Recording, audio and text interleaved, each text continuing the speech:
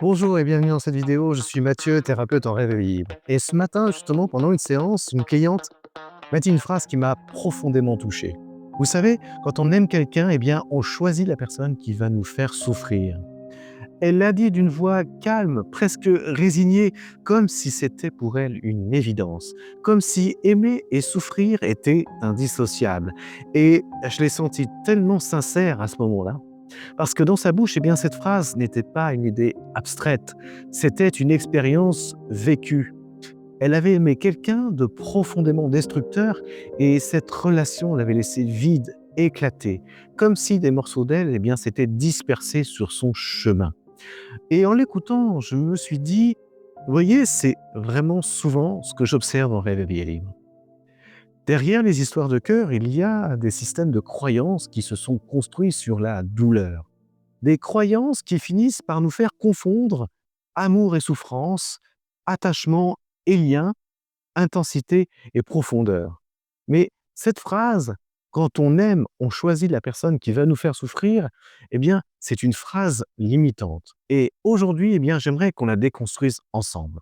Parce que aimer ne devrait pas faire mal. Et surtout, parce que ce qu'on appelle choisir ici, ce n'est pas un choix conscient. Vous voyez, c'est souvent l'inconscient qui choisit.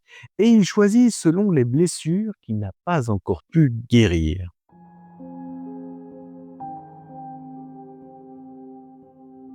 Alors, pensez à ce qui se passe quand on a croisé une personne toxique, un manipulateur, une personne qui vous a vidé de votre énergie, qui vous a fait douter de votre valeur. Eh bien, on sort de là complètement vide, éclaté à l'intérieur, comme éparpillé en mille morceaux. On ne sait plus ce qui est vrai, ce qui est faux. On ne sait plus si c'est nous le problème ou si c'est bien l'autre. Et souvent, on continue malgré tout d'aimer cette personne parce que le lien émotionnel est resté, parce qu'on s'accroche à ce qu'on aurait voulu que cette relation soit. Et petit à petit, on construit autour de ça une croyance. Si j'aime, je souffre. Et si je ne souffre pas, eh bien ce n'est pas de l'amour. C'est à ce moment-là que l'amour devient dangereux, parce qu'il se mêle à la peur, à la honte, à la dépendance. Et on finit par chercher inconsciemment dans nos relations suivantes eh bien, la même vibration, la même intensité, la même blessure, juste sous une autre forme. Pour illustrer ce phénomène, j'évoque souvent la notion de drogue dure. Dans ce type de relation, comme si le fait de ne plus souffrir, eh bien, ça crée un manque qu'il fallait combler coûte que coûte en se remettant dans ce type de situation, même si on sait qu'elle nous fait du mal. Mais on le fait parce qu'on croit que c'est la seule solution pour arrêter de souffrir.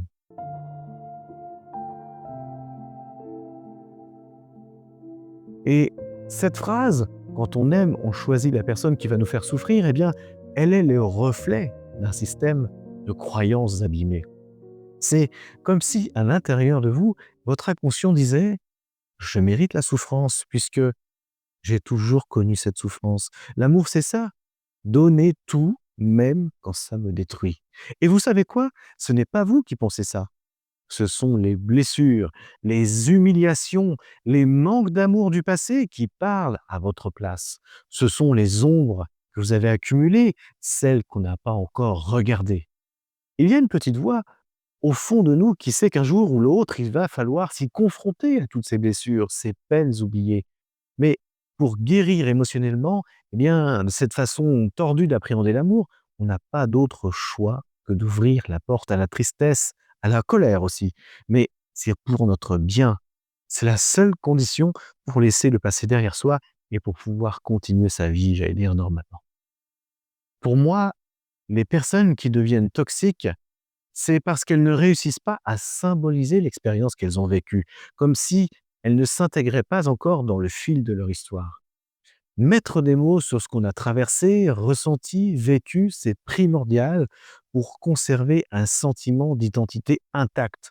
Alors, ce que les psychanalystes appellent le moi. Lorsqu'on quitte une relation toxique, on ne sort pas indemne. On se sent souvent fractionné comme si des morceaux de soi, eh bien, s'étaient complètement dispersés un peu partout.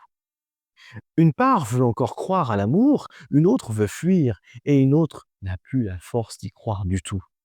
Cette tension intérieure, eh bien, elle nous épuise parce que on reste tiraillé entre le besoin d'aimer et la peur de revivre la même douleur.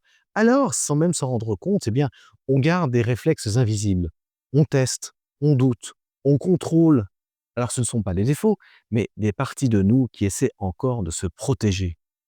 Quand on a aimé quelqu'un qui nous a blessés, eh bien, on apprend à aimer avec méfiance, bien sûr.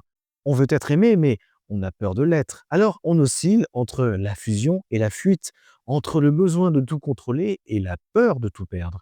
Et petit à petit, on confond l'amour avec la peur de le perdre. Et puis un jour, on se rend compte qu'on ne peut plus continuer à vivre dans cette peur, que derrière la méfiance, derrière le contrôle, il y a juste un immense besoin de sécurité et de vérité. Et c'est souvent là, dans cette prise de conscience-là, qu'il y a quelque chose qui s'ouvre enfin. Et je me rends compte que c'est justement à ce moment-là que la reconstruction commence enfin.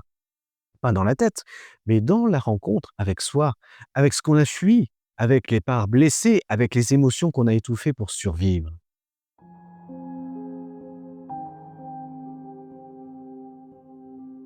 C'est là que le rêve éveillé libre devient un outil incroyablement puissant, parce qu'il permet justement d'aller à la rencontre de ces parties éclatées, alors sans forcer, sans mentaliser, sans devoir tout analyser. L'inconscient montre les chemins que la conscience n'arrive plus à voir. Pour reprendre l'exemple de la femme que j'ai accueillie ce matin, eh bien, dans son rêve éveillé, elle se voyait poursuivie par des ombres. Elle courait complètement épuisée, sans issue. Et à un moment, elle a compris qu'elle n'avait qu'une seule option, sauter dans le vide. Alors elle a sauté. Et dans cette chute, elle a traversé la peur, mais elle a trouvé la lumière.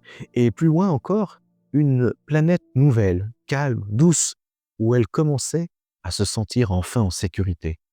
Alors, ce rêve, c'est une métaphore magnifique du chemin intérieur, et il faut parfois plonger dans le vide pour retrouver la lumière. Accepter de perdre pour se retrouver, lâcher les ombres pour renaître à soi. Alors, si vous aussi, vous avez aimé quelqu'un qui vous a blessé profondément, eh bien, souvenez-vous de ça. Vous n'avez pas choisi la souffrance, vous avez choisi avec les outils que vous aviez à ce moment-là. Vous avez choisi selon vos blessures, selon ce que vous croyiez mériter. Et aujourd'hui, vous pouvez choisir autrement. Quelques pistes pour vous aider à vous reconstruire. Alors, premièrement, reconnaissez ce que vous avez vécu.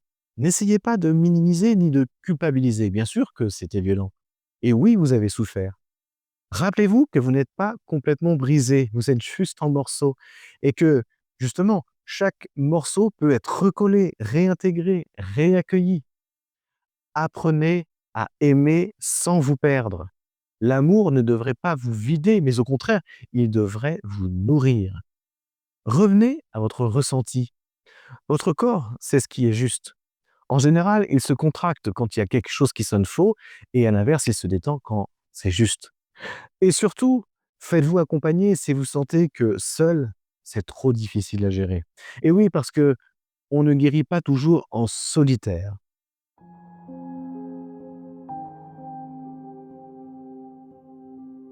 Alors, le rêve éveillé libre, eh bien, c'est une porte d'entrée vers cette reconnexion profonde. Mais ce n'est pas de la magie, c'est un espace où vous pouvez vous sentir en sécurité, un espace symbolique où l'inconscient vient vous montrer ce que vous êtes en train justement de transformer à l'intérieur de vous. Et quand vous revisitez ces paysages intérieurs, eh bien, vous retrouvez la lumière que vous croyiez perdue. Alors non, aimer ne veut pas dire forcément devoir choisir la souffrance. Aimer, c'est choisir la vie, même après avoir eu mal. C'est se choisir soi pour pouvoir aimer mieux autrement. Si vous sentez que ces mots résonnent à l'intérieur de vous, si vous avez envie de retrouver confiance, d'explorer votre monde intérieur, eh bien, je vous accueille en visio ou en cabinet à Palaisieux, en Suisse romande, et vous trouverez le lien justement juste sous la vidéo. Et si ce message vous a parlé, eh bien, surtout abonnez-vous à la chaîne, mettez un petit like pour soutenir le contenu et surtout prenez soin de votre monde intérieur.